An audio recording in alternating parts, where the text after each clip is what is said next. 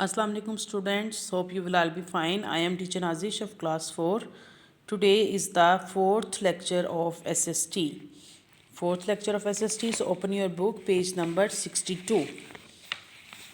Open year book page number 62। हम अब topic पढ़ रहे हैं दैट्स कॉल्ड कम्युनिकेशन कि जो अल्लाह ताला ने इंसान को बेहतरीन तोहफ़ा दिया है वो है बातचीत करना, कम्युनिकेट करना। हम कम्युनिकेशन के मुख्तलिफ ज़राए पढ़ रहे हैं, मुख्तलिफ रिसोर्सेज पढ़ रहे हैं, जिसमें से सबसे मेन जो है दैट्स आर कंप्यूटर। अब कंप्यूटर के बारे में हम पढ़ रहे हैं जो कि आपका एक मीन ऑफ कम्युनिकेशन है। कल हमने परसों हमने लेक्चर लिया था उसमें हमने ये पढ़ा था कि जो हिस्ट्री ऑफ कंप्यूटर है, कंप्यूटर बना कैसे। हमने दो डिवाइसेस के बारे में पढ़ा था, one is called the Pascaline and the second is called the difference engine.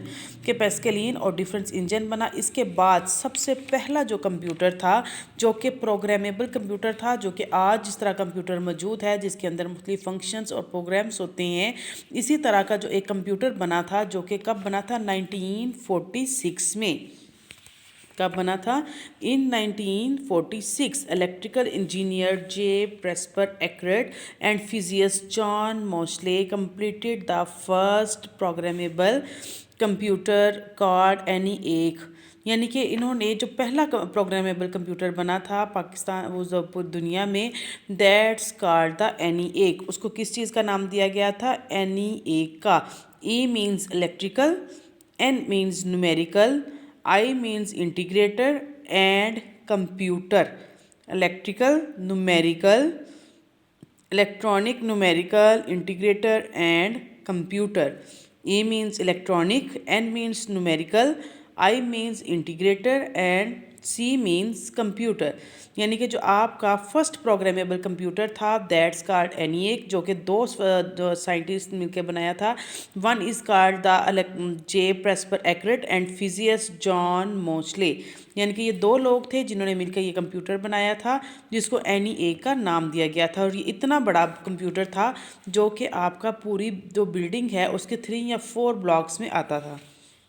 इसके बाद जो था जो पर्सनल कंप्यूटर, इसके बाद हर चीज़ की जो एक दफ़ा एक चीज़ इन्वेंट कर लेते हैं तो हम उसमें मज़ीद जो है वो उसके अंदर मज़ीद डेवलपमेंट्स या मज़ीद उसके अंदर रिसर्चेस होती रहती हैं। जब इसके अंदर कंप्यूटर के अंदर भी मुख्तलिफ डेवलपमेंट्स होती रहीं तो फिर हमारे पास जो कंप्यूटर है जो अब फॉर्म है वो पर्सनल कंप्यूटर की फॉर्म में आया।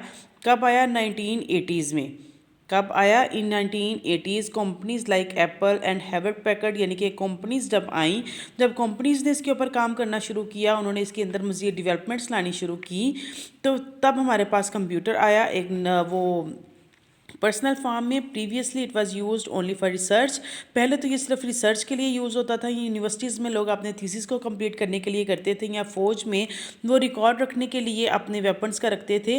इसके बाद जब ये 1980s में ये कंपनीज आ गई एप्पल और हेवलेट पैकर्ड, तो ये कंप्यूटर इतना ज़्यादा डेवलप हुआ कि अब हर घर की एक ज़रूरत बन गया है कंप्यूटर, हर फील्ड में इसका यूज़ होने लग गया। These companies introduced it into the house as a personal computer for everyone use। यानी कि इन कंपनीज की मदद से ये कंप्यूटर जो है वो इतनी शॉर्ट फॉर्म में आया कि हम इसको घर में भी यूज़ करने लग गए। अब इसके बाद क्या है? Easier communication. अब कंप्यूटर जो है वो सबसे आसान तरीका है बात करने का। क्यों आसान तरीका है बात करने का? अगर आप किसी को लेटर लिखते हैं तो वो बहुत दिनों बाद मिलेगा जाके, तब जाके फिर पहले तो उसको अपनी डेस्टिनेशन पे अपनी मंजिल पे पहुंचने में टाइम लगेगा, फिर उसको वहाँ से आपका जवाब आते टाइम लगेगा। तो ये सबसे बेहतरीन कम्युनिकेशन का ज़रिया है दैट्स आर कंप्यूटर। अब कंप्यूटर में मुख्तलिफ टाइप्स हैं। सबसे पहले हम पढ़ेंगे easier communication. Communication all over the world has become faster, cheaper and available to more people. यानी कि जो सबसे आसान तरीका है गुफ्तगू का, बातचीत का, दैट्स कॉल्ड कंप्यूटर।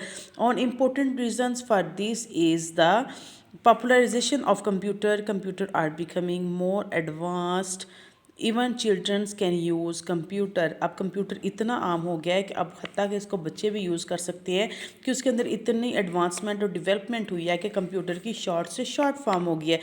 कंप्यूटर जब ज़्यादा से ज़्यादा लोग यूज़ करने लग गए हैं तो उसके हमारे पास कुछ बेनिफिट्स भी आए हैं। क्या उसके बेनिफिट्स हैं कि लोगों ने इसको यूज़ किया। सबसे पहले तो ये फास्ट है कि ये बहुत तेज़ी से काम करता है, क्योंकि रिटन कम्युनिकेशन जो है वो आपको बहुत ज़्यादा टाइम टेकिंग होती है। तो ये क्या है, ये फास्ट है, it takes just seconds to communicate with using the computer.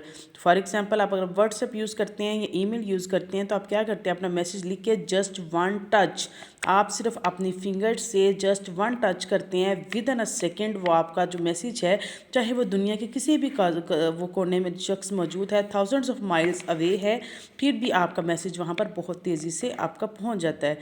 Cheap है, सस्ता है, यानी कि अगर आप वैसे किसी से मिलने जाते हैं या किसी को लेटर पोस्ट करते हैं, it's take time taking and also आपका जो है वो ख़र्चा भी उसके ऊपर होता है, मनी जो है वो उसके ऊपर बहुत ज़्यादा लगती है आपकी, लेकिन ये बहुत सस्ता है, ईज़ी टू यूज़ है, इसको आसान जो इस्तेमाल करना भी आसान है।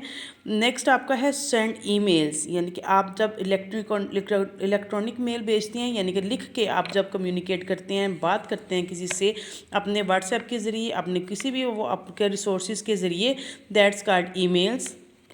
Emails are written communication which are typed on a computer and easily send. जब आप कंप्यूटर के ऊपर अपनी कोई भी बात लिख के टाइप करके भेजते हैं, that's called send emails. Voice chat क्या करते हैं कि आपको वहाँ पर फिर जब आप टेक्स्ट जो हैं वो चैट अपनी लिख रहे होते हैं तो वहाँ पर आपका एक ऑप्शन आता है, वहाँ पर एक ऐसा स्पीकर सा बना होता है कि जिसको आप प्रेस करते हैं तो वहाँ पर आप अपनी आवाज़ को भी रिकॉर्ड करके दूसरे तक उस आवाज़ को भेज सकते हैं। नेक्स्ट आपका टेक्स्ट चैट आ जाता है, जिसमें आप लिख के कम्युनिकेट करते हैं, अपनी बात को लिख के बताते हैं। We can type message on software which can help in carrying on a conversation, बातचीत कर सकते हैं। नेक्स्ट आपका वेब कैम है, अब आप वॉइस चैट भी करते हैं आप वहाँ पे, तो क्या करते हैं आप वीडियो चैट भी कर सकते हैं कि आप जितनी मर्ज़ी दूर शख्स बैठा हो, आप अगर उसको वेब कैम के ज़रिए बात करते हैं, वीडियो कॉल के ज़रिए बात करते हैं, तो आप उससे इजीली बात कर सकते हैं और उससे कम्युनिकेट कर सकते हैं और उसको देख भी सकते हैं वेब कैम के ज़रिए। We can even see the other person through a device called a web cam.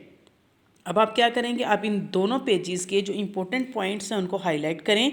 आप ये अपने ऑप्शंस को देखेंगे, ईजियर कम्युनिकेशन के कौन कौन से तरीके हैं, आप इनको लर्न भी करेंगे कि ये फास्ट है, चीप है, इजी टू यूज़ है, और इसमें आप ईमेल्स वगैरह या वॉइस चैट सेंड करते हैं। आप इस दोनों पेजेस के वर्ड्स मीनिंग को हाईलाइट करेंगे, इनको याद करेंगे, इनके कॉन्सेप्ट्स को याद करेंगे, और जो मैं वर्क बुक का पेज आपको सेंड कर रही हूँ, आप उसको भी क्या करेंगे, वर्क बुक के पेज को भी लर्न करेंगे।